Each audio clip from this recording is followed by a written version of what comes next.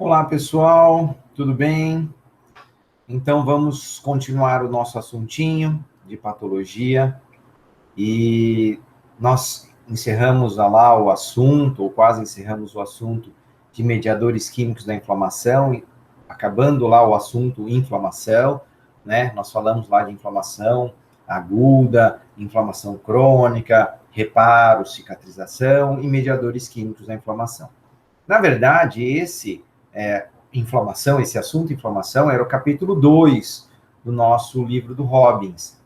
E agora que nós vamos para o capítulo 1 do livro do Robbins, Patologia do Robbins, que é a nossa base aí de bibliografia, nossa bibliografia básica do curso, e aí nós iniciaremos o assunto falando sobre alterações celulares, né? Alterações celulares reversíveis, alterações celulares irreversíveis. Então, esse é o nosso assuntinho de hoje. Lembrando a vocês que esta aula é gravada no final da aula, portanto, há necessidade, obviamente, de você assisti-la por completo. No final da aula, haverá alguns exercícios, né, algumas questões para vocês responderem e serem encaminhadas essas respostas ainda no período da aula para os e-mails que estarão aí no final, no último slide, tá ok? Lembrando que esse trabalho é importante para que você entenda o conteúdo e tenha realmente assistido, é uma forma de nós controlarmos que você tenha assistido a aula, prestado atenção, porque aí você terá essas questões no final para responder, tá ok? Ajuda vocês a fixarem melhor o conteúdo e ajuda vocês com relação ao conteúdo que vocês terão que fazer na prova, né? Que irá cair na prova, ok? Então, vamos começar aí a nossa apresentação. Vamos compartilhar o nosso slide. O assunto de hoje, portanto, será o capítulo 1 do Robbins, que é a adaptação, dano e morte celular. Ok? Então, começando. Primeira definição importante que nós temos aí que entender. As células do nosso corpo, né, mantendo-se saudáveis em sua normalidade, nós chamamos que nós dizemos que essas células estão em homeostasia. O que seria essa homeostasia? É o equilíbrio da célula com relação ao seu ambiente, com relação às outras células. Vamos dizer assim, de uma forma bem simples. Ela está de boa, vamos dizer assim. Está bem, está lá tranquila, vivendo a sua vidinha normal. Mas aí acontece que pode existir em algum momento da sua vida um estímulo nocivo, né? Algo agressivo, que agrida essa célula, que agrida o conjunto delas, o tecido, o órgão. E este estímulo nocivo faz com que as células saiam, por vezes, da sua normalidade, saia da sua homeostasia. Dependendo do estímulo nocivo, muitas vezes estímulos que não são tão intensos, ou seja, estímulos que são mais crônicos, a longo prazo e não tão intensos, podem fazer com que sua célula normal consiga sobreviver a esse estímulo de uma forma adaptada. Portanto, em determinados casos, uma célula normal sofrendo um estímulo nocivo, na maioria das vezes crônico, a longo prazo, não tão intenso, essa célula consegue se adaptar àquela situação. E ao momento que ela consegue se adaptar, ela consegue sobreviver a esse estímulo e se manter viva mesmo diante desse estímulo. E aí nós temos vários exemplos de adaptações celulares, né? Tem um exemplo clássico de uma célula, por exemplo, onde as células que ficam presentes lá na nossa traqueia, que é uma pessoa que fuma, esse calor do cigarro e as mais de 4.500 substâncias químicas presentes no cigarro, elas causam um dano a essas células. mas não um dano ao ponto delas morrerem. O que elas fazem, então? Elas são células ciliadas, elas são células sensíveis, e para não morrer, elas se adaptam a essa nova condição, se transformando em um epitélio pavimentoso estratificado. Ela perde esses cílios e fica um epitélio estratificado para suportar e que suporta melhor esta agressão crônica. Então, a célula não morreu, mas ela se adaptou. Mas a partir do momento que o indivíduo, por exemplo, para o tabagismo, com o passar do tempo, essa célula volta à normalidade. Portanto, vocês podem observar que eu coloquei duas setas aqui. Uma da célula normal em direção à adaptação e a outra da adaptação em direção à célula normal, mostrando que esta é uma alteração celular reversível, ok? Uma célula pode se adaptar, mas desde que o ambiente volte à normalidade, por vezes ela pode também voltar à normalidade, ok? Então, teremos uma aula só sobre isso, adaptações celulares. Não se preocupem, não vai ser o conteúdo da aula de hoje, tá? Mas teremos uma aula sobre isso.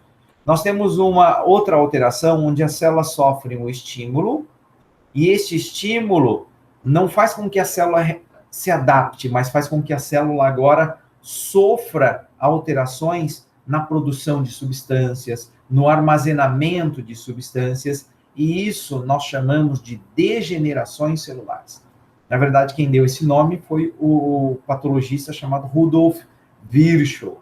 Ah, eu já ouvi falar nele, né, professor? Já. Você ouviu falar nesse Rudolf Virchow quando nós falamos do quinto sinal inflamatório, perda da função, porque foi o Rudolf Virchow que colocou esse quinto sinal inflamatório.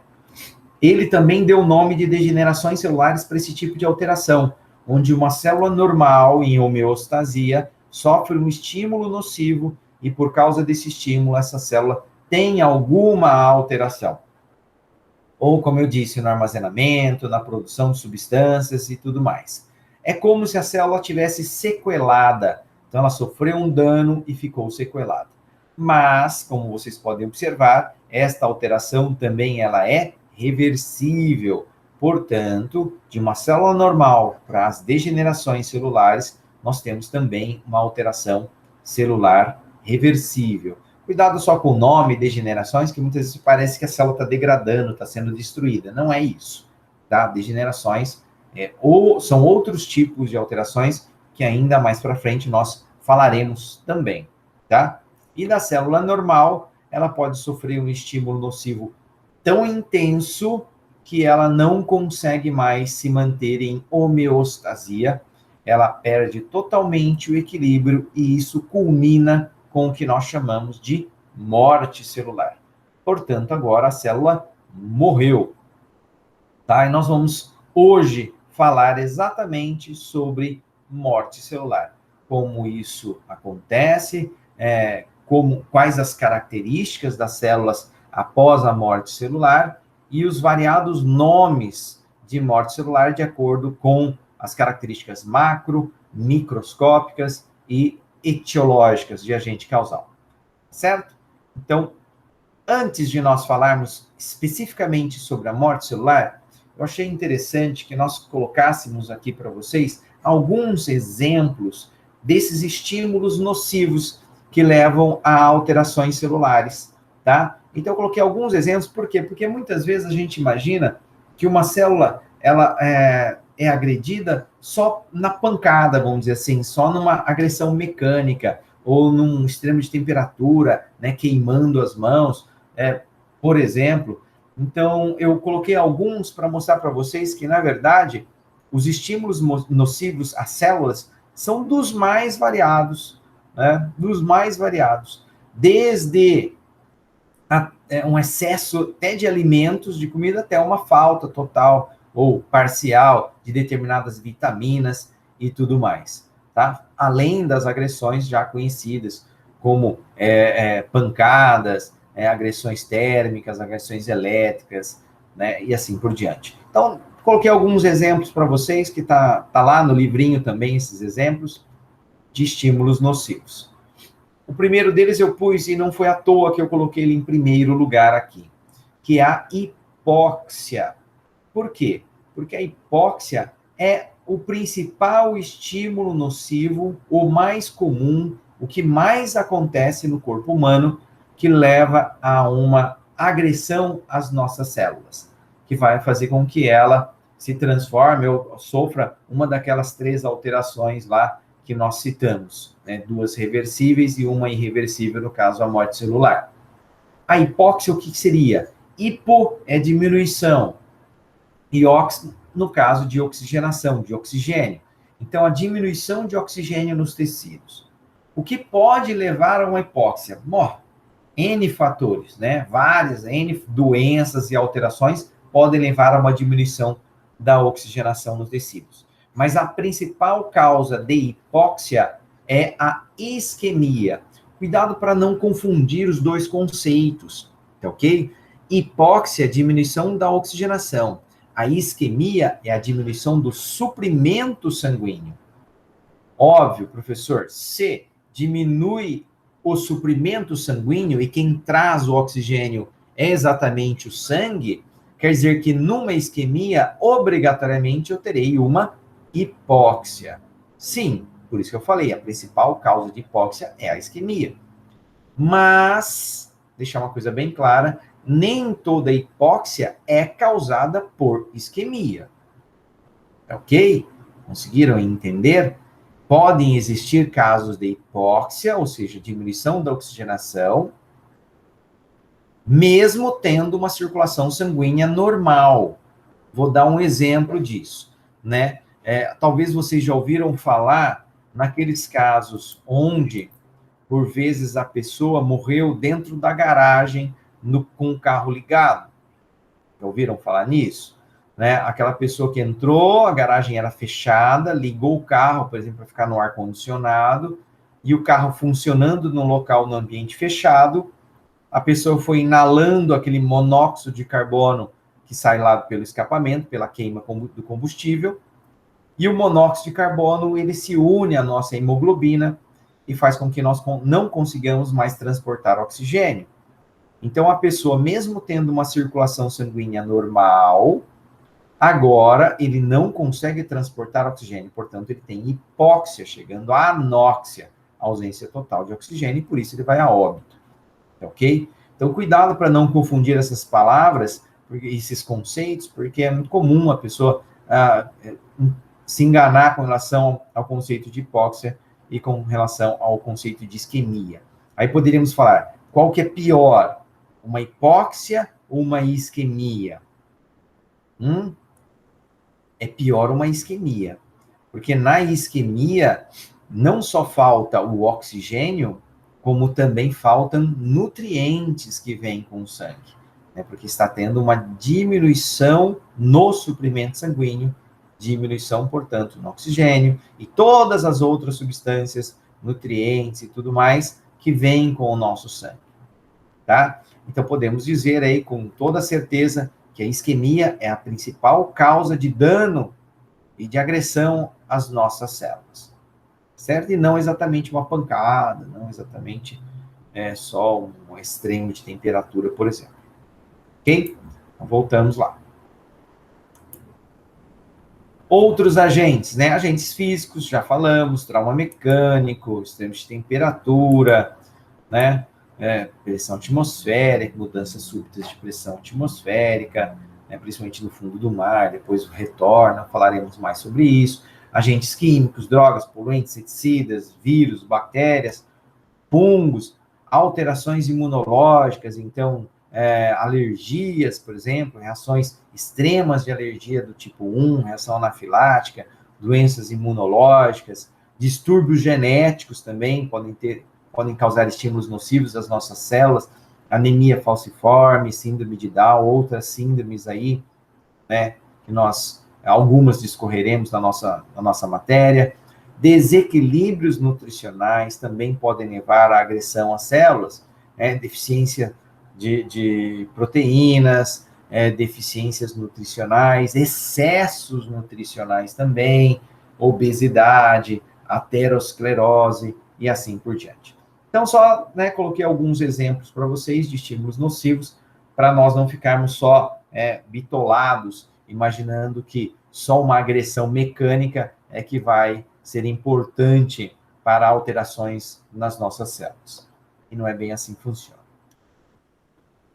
Então, como eu disse para vocês, hoje nós falaremos sobre morte celular. E eu disse também que são alterações celulares irreversíveis, né? Porque não teve nenhuma célula morta que voltou à sua vida de forma natural, né? Então, a morte celular, nós podemos descrevê-la em dois tipos principais, tá? De morte celular. Nós temos uma morte que nós chamamos de necrose e nós temos uma morte que nós chamamos de apoptose. Ambas são mortes celulares, ok? O que a gente brinca com os alunos, isso é obviamente que é uma brincadeira, ninguém vai escrever isso na prova, né? Que a gente brinca com os alunos e fala assim, olha, a necrose é a morte matada e a apoptose é a morte morrida, né? Óbvio que isso é uma brincadeira. Por que a gente fala assim? Porque normalmente os casos de necrose acontecem devido a um estímulo agressivo, tá? Normalmente uma agressão que vai levar a essa necrose. E normalmente também a necrose ela acaba sendo mais destrutiva do que a apoptose. Então a necrose é essa perda irreversível integrada das células, incapacidade de manutenção dos mecanismos de homeostasia da célula, mas normalmente por um estímulo agressivo. A apoptose já não. A apoptose é aquela morte celular que nós chamamos de morte celular programada, onde a célula tem um tempo de vida, por exemplo, e encerrando esse período de tempo de vida, ela acaba morrendo naturalmente. Seria uma morte mais natural, por isso que eu brinquei e falei que é a morte morrida. É uma morte mais natural, é uma morte que causa menos traumas aos nossos tecidos, principalmente aos tecidos mais próximos. Porque na necrose, por vezes, as células vão ser destruídas, e dentro dessas células podem existir enzimas que acabam destruindo mais células. Na apoptose, a célula normalmente ela não vai perder a integridade da sua membrana mesmo após a morte. E aí ela mantém, ela retém as suas enzimas, retém todas as organelas até o ponto em que ela é eliminada por outra célula, principalmente pelo mecanismo de fagocitose, tá ok? Mas nós vamos falar de morte celular e depois nós vamos falar sobre os vários tipos de necrose. O conceito morte celular não é complexo, é simplesmente esse: perda irreversível das atividades integradas, incapacidade de manutenção dos mecanismos de homeostasia das células. Isso é morte celular, independente se é necrose, independente se é apoptose. O que dificulta muitas vezes o aluno é que as necroses, elas têm variados nomes, nomenclaturas diferentes, de acordo com localização, de acordo com fator etiológico, de acordo com suas características macro e microscópicas. E aí, então, acaba tendo vários nomes de necrose, que nós falaremos, que acaba o aluno ficando meio, opa, peraí, é muita coisa.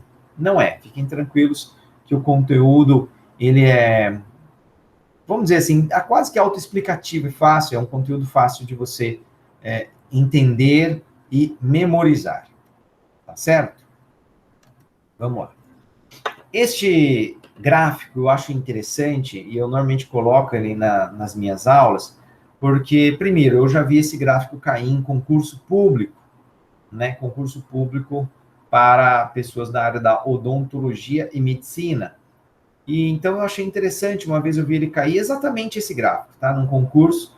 Eu falei, bom, legal, vamos tentar explicar, porque os alunos, de uma maneira geral, não só alunos de faculdade, outros alunos de colégio, colegial, eles não gostam muito de gráficos, né? Sempre pula a página do gráfico. Então vamos tentar dar uma entendida, uma explicada, para vocês conseguirem olhar esse gráfico e pensarem sobre ele. Então, aqui nesse 1, nós temos uma célula normal, tá? Com suas mitocôndrias, seus retículos endoplasmáticos, seus lisossomas e organelas todas aqui, e a integridade da sua membrana. Então, se esta célula se mantivesse a sua vida normal, ela seguiria nesta linha superior aqui, ó. Tá? Esta linha é a linha de uma célula em homeostasia, uma célula com a sua vida normal. Mas, se vocês observarem, a célulazinha estava indo na sua vida tranquila, pacata, até que ela sofreu uma agressão. Opa, tem uma agressão, um estímulo agressivo aqui. Por causa desta agressão, pode ser que a agressão foi uma agressãozinha aí, tranquila, e aí ela manteve a sua normalidade, tá? Seguiria nesse pontilhado e manteria a sua normalidade. Mas pode ser que essa agressão foi um pouco mais intensa. Daí, a célula sofreu um pouco, porventura ela pode estar, na verdade, se adaptando a esta agressão, ou sofrendo uma degeneração, não volta muitas vezes à normalidade, mas segue a sua vida, ó. Segue a sua vida. Não morreu, tá? Seguiu sua vida. Não é uma célula normal? Não. A normalidade seria essa linha de cima. Então, ela é uma célula ou se adaptou, ou está sofrendo alguma degeneração, mas está viva. Pode ser que ela sofreu essa agressão e volte à normalidade, ó a setinha aqui voltando. Pode. E aí ela volta ao normal. Tá? É uma alteração reversível. Pode ser que essa agressão seja mais intensa. Aí a célula teve um dano maior, né? Então, vocês vão ver que a célula agora sofreu uma agressão maior, um dano maior. Pode ser que ela volte a quase a uma adaptação, pode ser que ela volte à normalidade, mas só pode ser que a agressão persista. E aí ela começa a sofrer alterações internas, com tumefações de mitocôndria, entrada de água, alteração naquela bomba de sódio e potássio. Então, começa os retículos endoplasmáticos, especialmente retículo endoplasmático rugoso, não funcionar direito, e aí essa célula vai piorando a situação, vai degenerando, e a partir do momento que começa uma degeneração mais intensa, principalmente da mitocôndria, ou das mitocôndrias, que é realmente a usina energética das nossas células, elas não conseguem mais voltar à normalidade. E este pontinho aqui no gráfico é o que nós chamamos de ponto de morte celular. É quando as células não conseguem mais voltar à normalidade e nem manter mais a sua homeostasia. Portanto, a partir deste momento, a célula vai morrer. E no caso aqui, ela vai sendo destruída, né, internamente, até que ela seja totalmente destruída e degradada. É o ponto de morte celular. A partir desse momento, não tem mais volta. A partir desse momento, nós temos uma alteração irreversível, que no caso é a necrose, ok? Esses estágios são aqueles que estavam no gráfico, tá? O estágio 1 lá, aqui é a célula normal, né? O estágio 2, após a agressão, há uma dilatação do retículo endoplasmático, há uma alteração na cromatina nuclear, ela fica mais condensada, começa a entrar água na célula, tá? Começa a ocorrer um edema celular.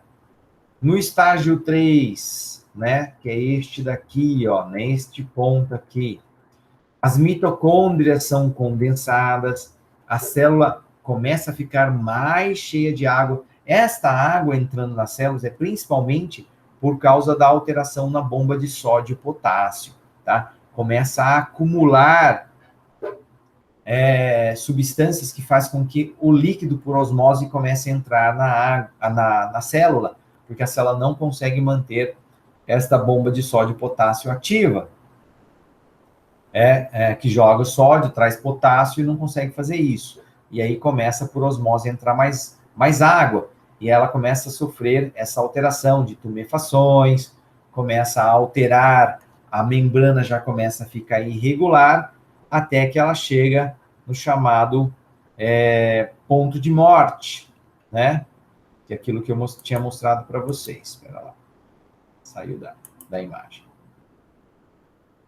Né? E vai chegar no ponto de morte celular, que é aqui no estágiozinho 4, aqui, né?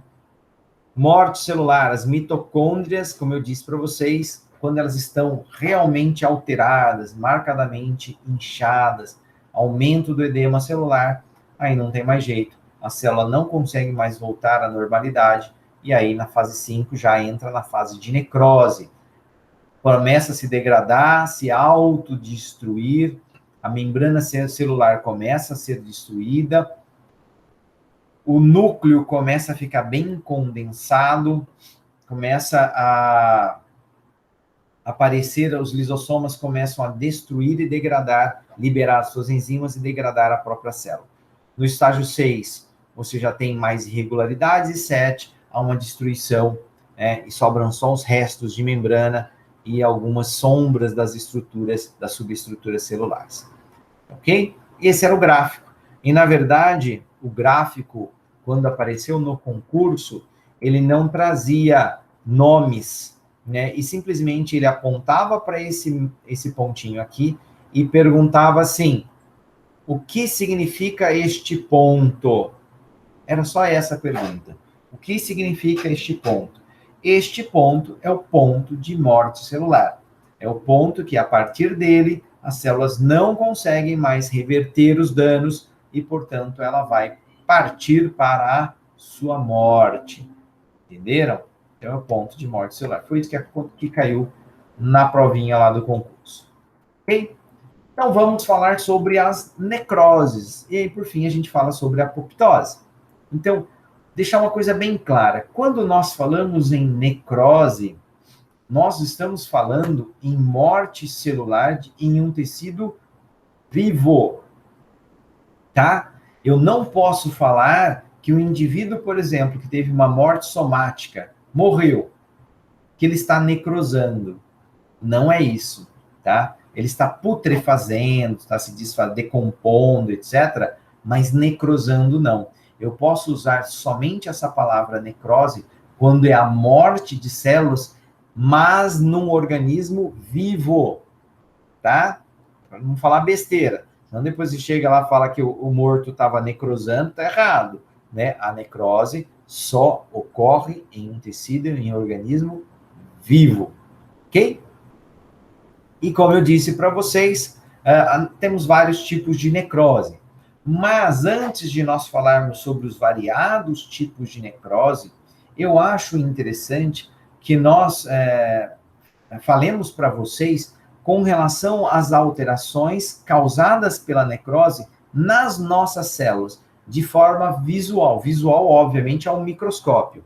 Então, quais as alterações que acontecem nas células que, se eu olhasse elas ao microscópio, ou se olhar elas ao microscópio, eu conseguiria identificar que a célula está morta, tá?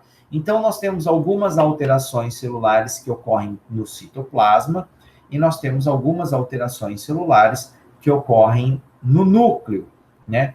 No citoplasma dessas células, uma das alterações é o aumento da coloração avermelhada, o que nós chamamos de eosinofilia.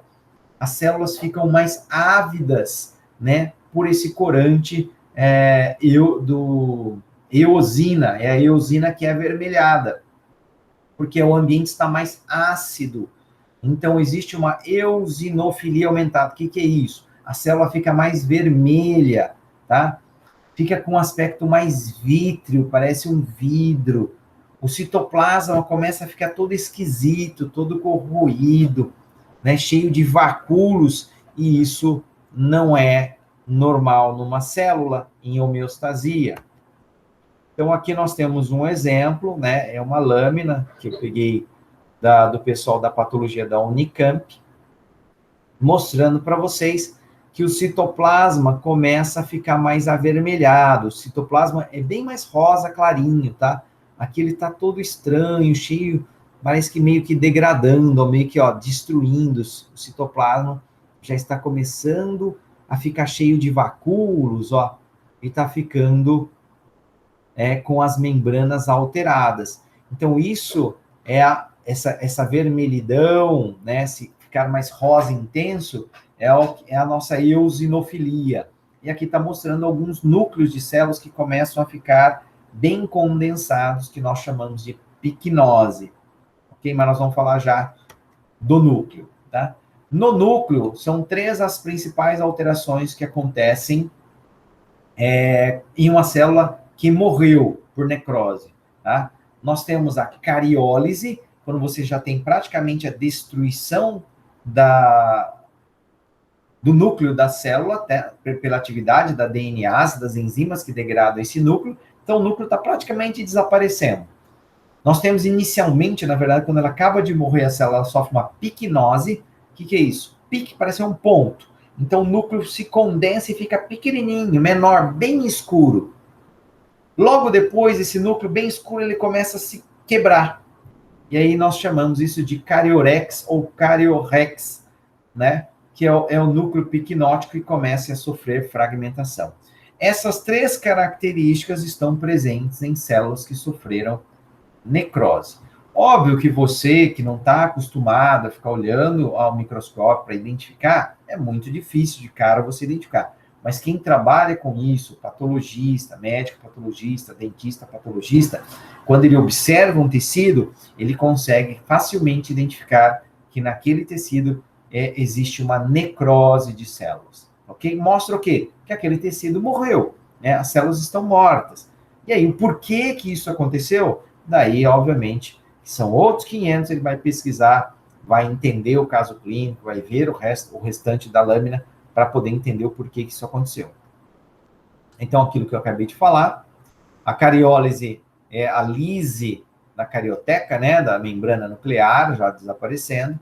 A picnose, quando fica um pontinho só, e a cariorex, esse picnótico já sendo destruído. Ok? Então, ali, as 3 características de núcleo, que também já vi cair em concurso, tá? Cariólise, picnose e cariorex. E aí, mostrando para vocês a cariorex, né? Quando o núcleo estava picnótico, igual esse daqui, e aí ele começou a ser destruído. E aí ele ficou todo aqui destruidinho. Isso nós chamamos de cariorex. Beleza. Aqui é a picnose. Cariólise, ó, estão vendo que ele está ficando quase sumindo, né? Diminuindo a sua coloração por causa das atividades das DNases, de enzimas que degradam aí o DNA. E a cariorex, enquanto ele estava com picnose, depois ele fica com essa cariorex que ela começa a degradar. Qual que é a sequência lógica do negócio? Começa com picnose, depois cariorex, depois cariólise.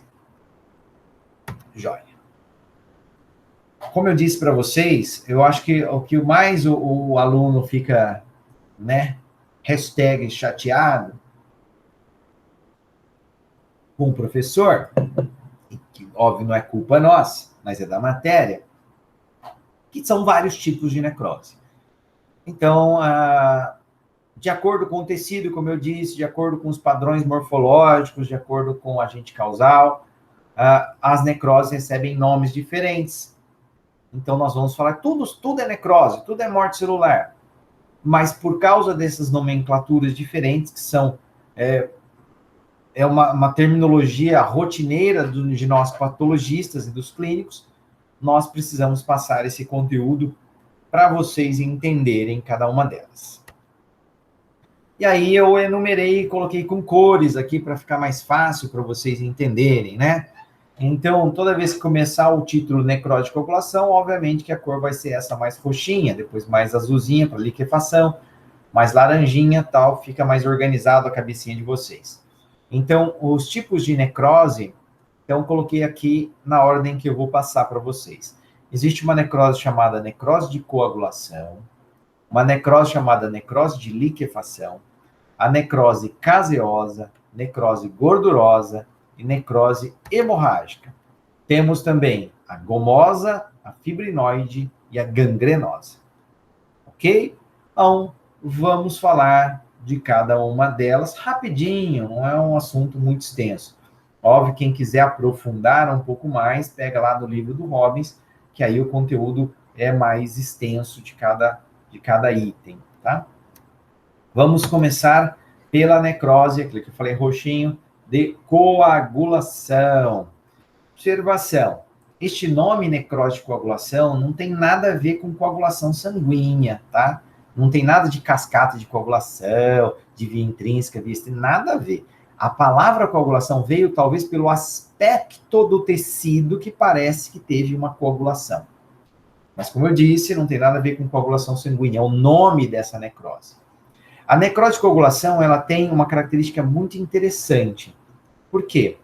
Porque as células, ao morrerem, principalmente por hipóxia, tá? A principal causa da necrose de coagulação é a hipóxia. E esta necrose, ela pode acontecer em qualquer tecido do corpo humano. Uma das exceções que ela não acontece é no cérebro, tá? Mas o restante do nosso corpo, todos podem sofrer, todo o restante do nosso corpo pode sofrer por necrose de coagulação, sendo que a principal causa é a hipóxia. Ora, eu não disse já no começo da aula de vocês que a principal causa de dano às nossas células de agressão é a hipóxia, é a isquemia?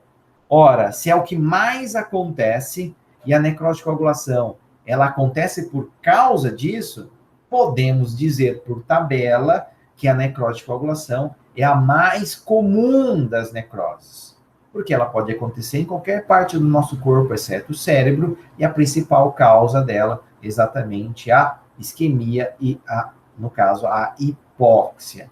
Tudo bem? O que ela tem de interessante? Que as células morrem, acidificam de tal maneira o seu citoplasma que as próprias enzimas que ela possui, que serviriam para destruir por completo as células, são desnaturadas por essa acidez intensa. Entenderam? Então, as enzimas que iriam destruir a célula e desaparecer com ela, ser degradada totalmente, elas são desnaturadas, param de funcionar, perdem a sua forma, e aí elas não agem mais. Portanto, a célula é uma célula chamada fantasma. Por quê? Ela se mantém a sua estrutura básica, o seu contorno do conjunto delas, o contorno do órgão, mas elas não estão funcionantes. E se eu olho ela ao microscópio, por vezes eu vejo só o contorno dela, não vejo o núcleo, não vejo mais nada dentro, tá ok? É uma célula, como eu disse, nós chamamos de célula fantasma. Então, a célula está lá, mas não está lá, porque ela não está funcionante. Então, aqui um exemplo de necrose de coagulação, né? Só para mostrar para vocês, no caso aqui ficou até com uma coloração diferente. Dependendo do órgão que isto acontece, essa necrose de coagulação, ele vai demorar um tempo até que demonstre, visualmente falando, que ocorreu isso, né? Porque se aconteceu uma morte súbita, por exemplo, o coração parou de bater de repente, as células morrem por necrose de coagulação, imediatamente, se eu tirar e olhar, eu não consigo identificar que isso aconteceu.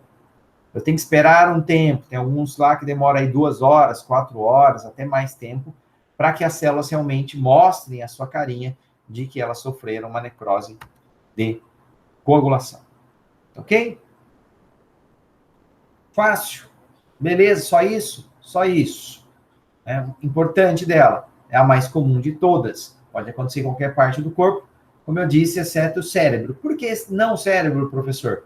Porque no cérebro, quando ocorrer uma isquemia, acredita-se que por causa da natureza do próprio cérebro, de ser muito rico em lipídios, as células não sofram necrose de coagulação. Elas sofram agora uma necrose de liquefação.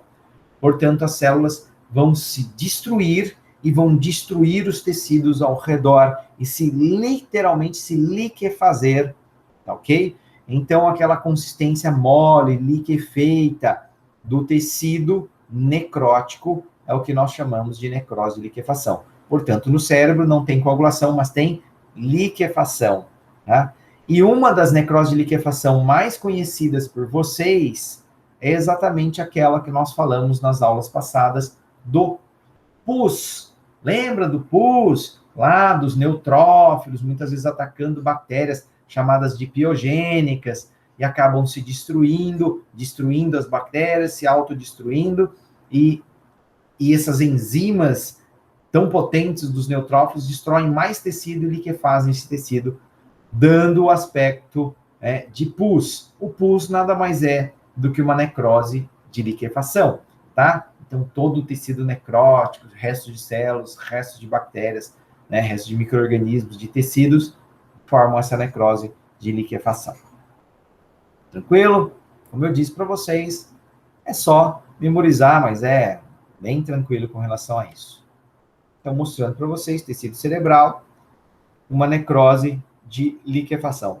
Provavelmente aconteceu devido a um acidente vascular, que no caso pode ter sido isquêmico, aí a isquemia leva à liquefação do tecido e à morte dessas células, liquefazendo esse tecido. Uma outra agora, tá? Terceira nossa aqui, necrose caseosa, ou decaseosa, não, necrose caseosa só, tá? Esquece esse Dzinho aqui. Necrose caseosa. A necrose caseosa, a palavra caseum, quer dizer queijo fresco. Mas você fala, necrose do queijo. Não, pelo amor de Deus, tá? É que o aspecto macroscópico do local fica grosseiramente semelhante a um queijo fresco. Não é um queijo fresco, claro, pelo amor de Deus. Não vai falar assim, olha, se é a necrose, ela é um queijo fresco, igual um queijo fresco. Não é igual um queijo fresco. Grosseiramente falando, quando os caras olharam para esse tecido, quando olham para esse tecido, falam, parece um queijo. Mas óbvio que o cheiro não tem nada a ver com queijo, porque o cheiro é pútrido. Então forma uma massa amorfa, que a gente fala, na verdade, é sem forma, esbranquiçada, sem brilho, pastosa, quebradiça, ressecada, que na verdade a necrose caseosa não é nenhum tipo muito específico, ela é uma mistura da necrose de coagulação com a necrose de liquefação. É um meio termo entre os dois. Então nós temos presentes características de necrose de liquefação, características de necrose de coagulação e esse aspecto macroscópico que eu falei para vocês. Algumas doenças você tem a necrose caseosa mais presente, e uma delas é a tuberculose. Então, a necrose caseosa ela acaba sendo mais comum no tecido pulmonar e principalmente de pacientes tuberculosos. O Mycobacterium tuberculosis, ele é um dos agentes que faz com que o nosso tecido sofra esse tipo de necrose. Não só ele sozinho, mas principalmente o nosso sistema imunológico tentando destruí-lo. Uma outra doença onde você tem muita necrose caseosa, e infelizmente nós veremos imagens disso quando nós falarmos sobre neoplasias malignas da região de cabeça e pescoço. Então, cânceres nessa região de boca, de cabeça e pescoço, por vezes também produzem uma necrose chamada necrose caseosa, tá? E outras doenças também existe esse tipo de necrose. Aqui só para mostrar para vocês, obviamente o queijinho aqui, e mostrando o aspecto, que eles falam que fica meio amarelado, meio com carinha de queijo. Claro que forçando demais a amizade para falar que isso parece um queijo. Beleza, vamos para mais um. Necrose gordurosa. A necrose gordurosa, o nome já está dizendo. Aonde que vai acontecer esse tipo de necrose? Esse tipo de necrose vai ocorrer no tecido adiposo, então no local onde existe gordura.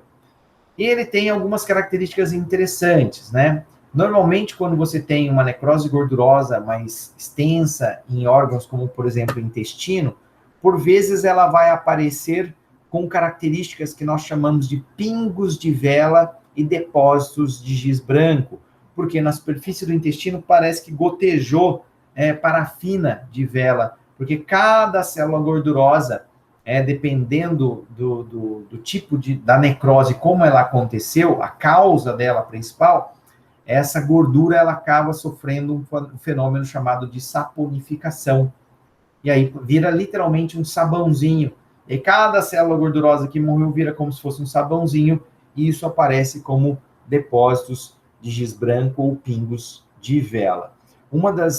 Dos grandes agentes causais dessa necrose gordurosa, principalmente no intestino, que é onde ela mais acontece, tirando quando acontece por acidentes, né, traumas em glândulas mamárias, traumas em tecido adiposo por acidente automobilístico, uma das grandes causas internas do nosso organismo sem acidente é exatamente uma doença chamada pancreatite aguda, onde o pâncreas, ao invés de jogar as suas enzimas que degradam gordura para o interior lá do duodeno, do intestino delgado, ela acaba jogando para fora do nosso intestino, e essas enzimas são extremamente destrutivas para essas células gordurosas que acabam morrendo e sofrendo a gordura saponificação, tá? E acaba, por vezes, sendo uma doença tão agressiva que a pessoa vai a óbito, né, por pancreatite aguda. Aqui só mostrando alguns casos de necrose gordurosa, aqui em glândula mamária, tá?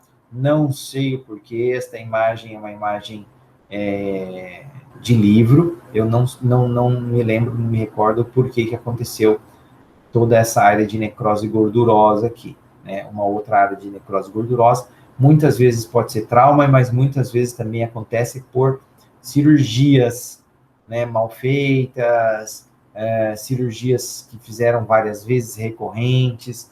Então, eu já vi alguns casos de necrose, porque foi colocar uma prótese, infeccionou e coisas assim.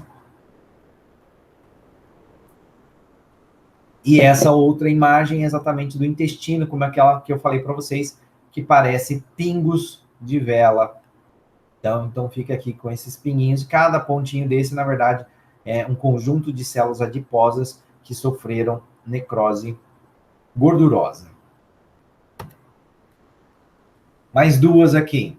Uma necrose chamada hemorrágica. A necrose hemorrágica, ela, na verdade, é uma condição mais macroscópica do que microscópica. Por quê? Porque aquilo lá, ocorreu uma necrose. Eu sei que teve uma necrose. Independente se ela foi uma necrose de liquefação, uma necrose de coagulação, importante que ocorreu uma hemorragia no local. A hora que aconteceu essa hemorragia no local, tem tanto sangue que eu chamo ela de hemorrágica. Simples assim. Esta outra aqui, chamada de necrose gomosa, essa também é interessante. A necrose gomosa tem esse nome porque ela se assemelha, o tecido se assemelha a uma goma de mascar, né, o famoso chiclete, porque ele fica meio uniforme, elástico. É um tipo de necrose de coagulação, tá? Mas que ele é característico de uma doença. Ele é característico, a necrose gomosa, da chamada sífilis terciária. Eu acredito que vocês já devem ter ouvido falar alguma coisa sobre sífilis, que é uma doença sexualmente transmissível, e existem vários tipos de sífilis, né? Várias fases aí. A sífilis primária, a sífilis secundária, a sífilis terciária e a sífilis congênita, aquela que passa de mãe para filho. Né? Neste caso, essa necrose gomosa é característica da sífilis terciária, ou seja, teve a primária não foi resolvida, teve a secundária, não foi resolvida, depois de alguns anos aí, por muitas vezes até 10 anos, a pessoa começa a ter áreas de necrose gomosa. A necrose gomosa, ela é extremamente destrutiva, agressiva, e aí ela vai agredir aí tecidos como o palato, ossos, região cardíaca, tecido nervoso central e assim por diante. Aqui mostrando algumas características, né? Mostrando para vocês. Esta é uma característica, óbvio que não está nada bonito, né? De uma característica de uma sífilis primária, que começa assim, que é o chamado cancro sifilítico, obviamente que nem sempre começa desse tamanho, assim, começa com uma lesão cheia de treponemas, que é o treponema pálido, um agente causal da sífilis, começa com uma úlcera. Nossa, professor, mas isso dói. Não está doendo nada. Tá? Altamente contagiosa, altamente contaminante isso daqui. Muitas bactérias em formas de espiral estão aqui prontas para entrar em contato com uma outra mucosa e passar a doença. Então, o chamado cancro duro, aqui tem um menorzinho, ó, então nem sempre está tão grande assim, ó, na região de pênis, né, região de glande, né, então você tem aí uma lesão de sífilis primária. Não foi tratado, essas lesões podem aparecer em boca também, nós vamos ver nas nossas aulas lá de estomatologia, que aparece em boca, né? As lesões desaparecem, mesmo sem ser tratadas, a sífilis primária. E aí ela incuba e vai voltar aí alguns 3, 4 meses depois, como sífilis secundária, tá? E as sífilis secundárias, elas podem causar esse tipo de alteração aqui, né? Lesões na palma das mãos, na sola dos pés, e essas lesõezinhas nós chamamos de roséolas sifilíticas.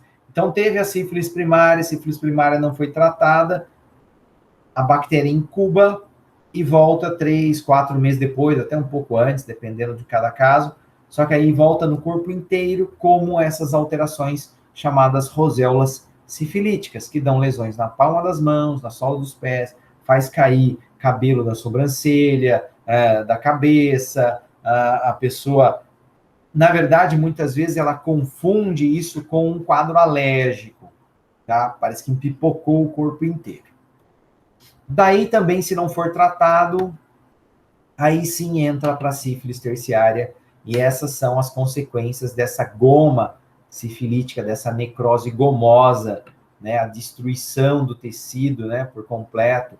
É muito comum na sífilis terciária você ter essa comunicação buco-nasal, né, com esses buracos que aparecem no palato, né, em outras áreas do corpo do indivíduo.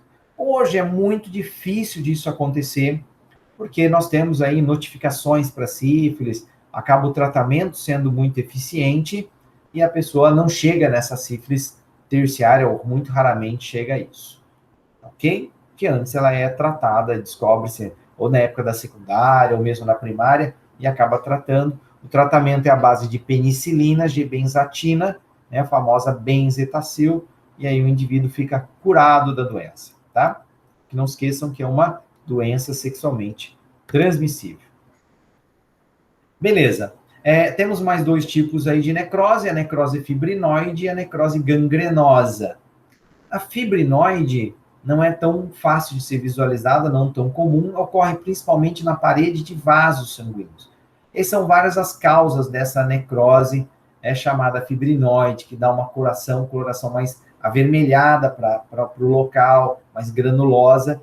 E aí temos hipertensão, lúpus, febres reumáticas, onde existe um ataque do sistema imunológico, principalmente contra essas células da parede dos vasos. No caso da hipertensão, nem tanto, é por causa da força realmente de ação do líquido, do sangue dentro do tecido, pressionando aí, levando a esse tipo de necrose, tá?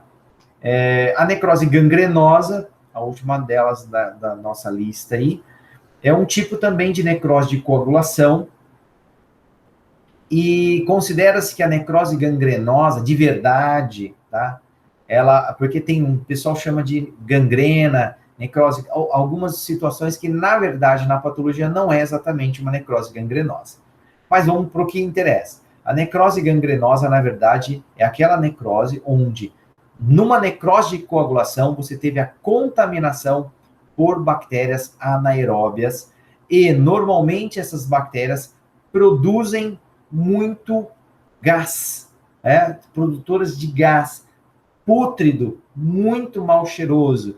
Então, a necrose gangrenosa é a contaminação por bactérias que produzem gases, e normalmente não, desculpa, essas bactérias são anaeróbias, portanto, existe uma putrefação do tecido necrótico. Lembrem que não é a putrefação do morto lá. Nós estamos falando de um ser vivo que teve uma necrose, e nesta necrose, ele vivo ainda, você está tendo a produção de pus e a putrefação do tecido. Quem já um dia sentiu o cheiro dessa necrose gangrenosa pode ter certeza que nunca mais esquece dela. É muito parecido com aquele cheiro daquele boi que ficou morto no pasto ali por uns 15 dias. Você passa perto ali e dá aquela respirada, ok? Muito, muito, muito mal cheiroso. Infelizmente, acontece muita necrose gangrenosa no famoso pé do diabético, né? Porque aí você tem uma gangrena, uma necrose, né? Por isquemia, por vezes, e aí existe a contaminação, uma vez que a própria resposta imunológica de inflamação do paciente com diabetes está totalmente alterada.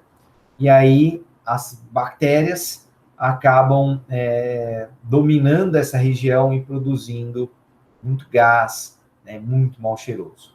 Tá? Aí tem os vários tipos de micro-organismos que podem levar a isso, mas principalmente, se eu não me engano, os clostridiums, né, são campeões para isso daí. Então, mostrando aqui primeiro uma necrose fibrinoide numa artéria, como é o tecido de uma artéria normal, suas camadas, né? Camada íntima, média, adventícia e tudo mais. E quando ocorre uma necrose fibrinoide, as camadas ficam alteradas, mais avermelhadas, eosinofílicas também. E aqui é tudo as células de defesa vindo, tentando resolver esse problema. Né? E a necrose gangrenosa, aí mostrando, né? Opa, tirou a pontinha do dedo aqui, né? Que foi perdendo. Esse daqui eles consideram como gangrena seca, tá? Não é, na verdade, uma necrose gangrenosa, mas todo médico, todo mundo considera como gangrena e é um ressecamento, como se fosse uma mumificação desse tecido. Também pode ser chamado de necrose gangrenosa, só que eles chamam de gangrenosa seca. E aqui não, e aqui com contaminação, avermelhamento, ocorrendo a necrose, que ocorre, infelizmente, muitas vezes, muito no pé do diabético, e depois essa infecção na região. Beleza, aí, só isso. Das necroses são essas. Agora só ficou o conceito da apoptose. Então, necrose é aquela morte celular que normalmente é causada por um agente agressivo. E eu falei para vocês que a apoptose é a forma que mais nosso corpo utiliza para controlar e regular a população de células. Então, aquilo lá, foi-se o tempo de vida daquela célula, ela morre. De que maneira? Por apoptose. Porque a apoptose é uma morte menos traumática, como eu havia falado para vocês, porque não há perda da integridade da membrana, não se liberam as substâncias químicas de dentro dos lisossomas. E aí vem uma outra célula, um fagócito, por exemplo, e elimina aquela célula morta por apoptose. Então, existe um termo que nós chamamos isso de suicídio celular, ok? E aqui as duas imagens de uma necrose, quando a célula vai morrendo, e estão vendo que ela se desfaz, ó. E as enzimas que estão aqui dentro caem no tecido e acabam destruindo o tecido também. Enquanto que aqui é uma morte por apoptose. A célula morre, ela não perde a integridade da sua membrana, ó, vê que ela se desfaz, mas a membrana está aqui, envolvendo. E aí isso daqui é um fagócito, tá? Um macrófago vem e fagocita a célula e elimina, sem grandes traumas. Então a célula é removida do local e o local se mantém igual ao que estava antes.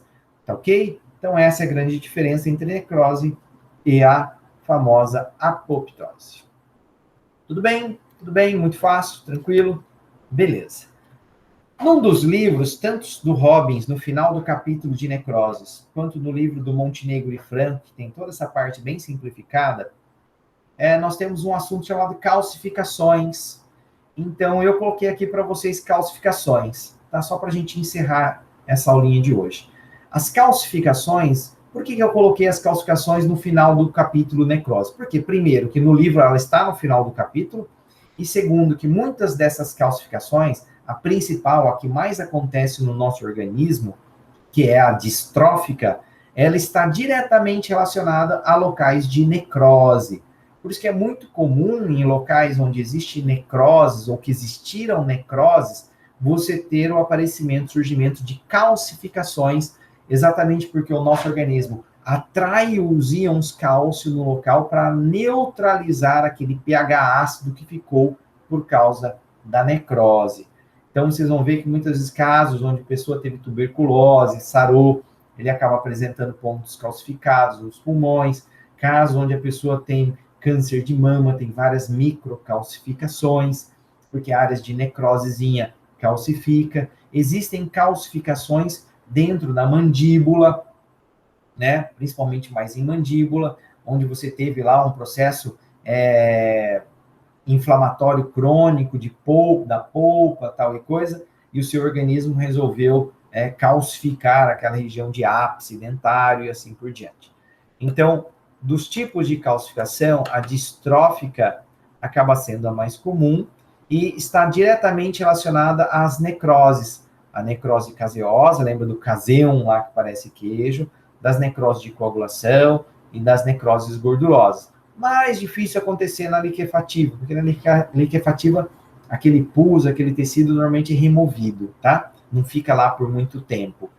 A alteração, como eu disse, do pH local, a acidificação, leva à deposição de cálcio nesses tecidos, ok? Então, isso é chamado de calcificação distrófica. A metastática, o nome está dizendo que ela é como se ela se espalhasse, mas observação, isso não é metástase, tá? Não estamos falando de metástase de câncer. Nós estamos falando de uma calcificação que começa a aparecer em vários pontos do organismo do indivíduo, normalmente porque ele está com muito cálcio na corrente sanguínea. E aí nós chamamos isso de hipercalcemia. E devido a essa hipercalcemia, ele tem essas calcificações. O mais importante é identificar o porquê que está acontecendo calcificações metastáticas, que pode ser por causa de uma alteração aí no metabolismo, na reabsorção, na utilização do cálcio circulante, ou até no excesso de consumo de cálcio. E existe uma outra chamada idiopática. É um nome legal para se dizer que eu não sei o porquê que nós temos isso daí. Aí a gente chama normalmente de idiopática. Ele está com uma doença idiopática. O que seria isso? Uma doença que eu não sei o que é. Ele está com uma calcificação idiopática, ou seja, tem uma calcificação que eu particularmente não sei o porquê que está acontecendo. O dia que talvez nós descobrirmos o porquê, aí obviamente que perde esse nome idiopática.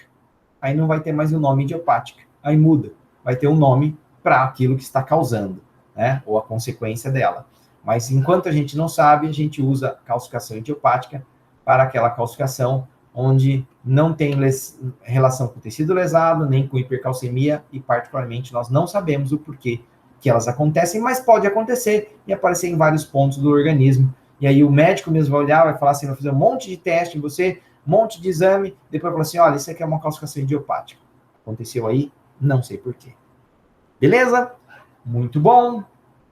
Então era isso o conteúdo da aula de hoje, tá ok? Mas não se esqueçam aquilo que eu falei para vocês. No finalzinho desta aula, no caso agora, nós temos 5 questões para orientar e para ajudá-los também a gravar aí a aula. Para aquele que assistiu a aula, vai ficar fácil, né? Então, defina ponto de morte celular, perguntando o que é o ponto de morte celular, definir necrose, o que é uma necrose, definir o que é apoptose, qual a mais comum das necroses, quais as suas características, e defina a necrose caseosa em um exemplo de doença onde ela esteja presente. Só essas 5? Só essas 5. Mas não se esqueça que você acabou de assistir essa aula, você já responda, coloque lá no Word, coloque o seu nomezinho, o ano, o período, né? Se você é noturno, se é diurno, o período certinho seu, no título, junto lá com o documento, e encaminhe para mim, né? Para aqueles que são os alunos, nossos alunos da Unirp, vão encaminhar para este e-mail, landut.lf@gmail.com, e para os nossos alunos da Unilago, neste e-mail, 31023, @unilago.edu.br, tá? Acabou de ler, acabou de ver a aula, já faz essas questões e já encaminhem para mim, tá ok? Que depois nós iremos corrigir, ver se vocês fizeram, automaticamente servirá também para a chamada de vocês.